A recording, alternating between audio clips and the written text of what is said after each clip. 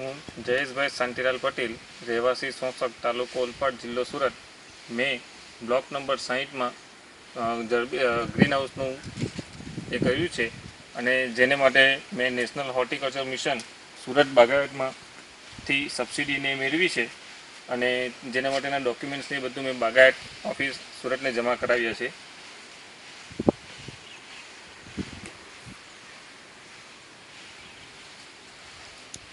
Planting મટીરિયલમાં મેં જરબેરાનું plantation કર્યું છે અને સન 2012-13ના વર્ષમાં પ્લાન્ટિંગ કર્યું છે.